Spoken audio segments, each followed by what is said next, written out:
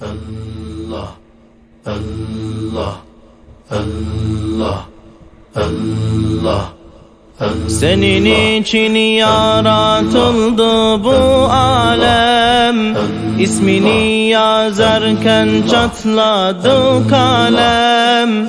Senin için yaratıldı bu alem, İsmini yazarken çatladı kalem. 18 bin alemin Mustafa'sı olsa dünya Muhammed'in olurdu. Kalsa dünya Can Ahmet'e kalırdı. Olsa dünya Muhammed'in olurdu. Kalsa dünya Can Ahmet'e kalırdı. Allah, Allah, Allah.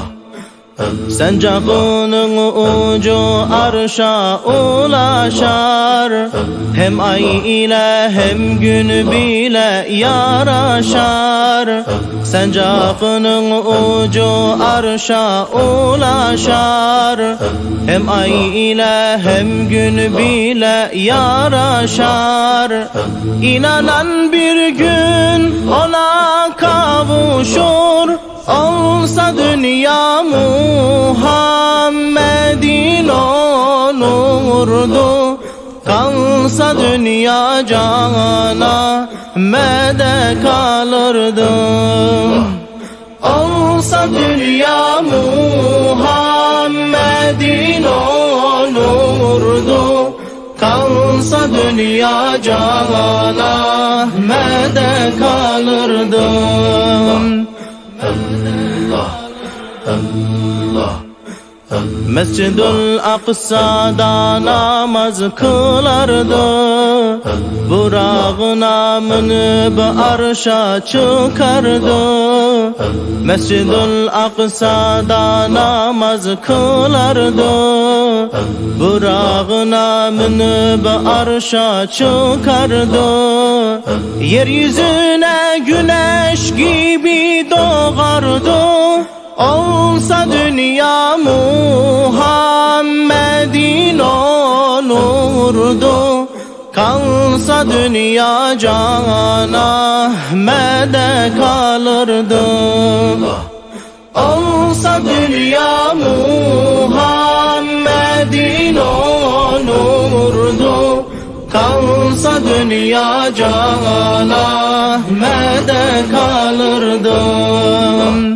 Allah, Allah, Allah.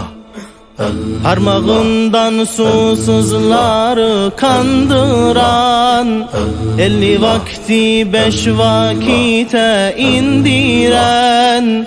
Parmağından susuzları kandıran, 50 vakti 5 vakite indiren. 18 bin aleme rahmet olan, olsa dünya Muhammed'in olurdu. Kalsa dünya Can Ahmet'e kalırdı. Olsa dünya Muhammed'in olurdu.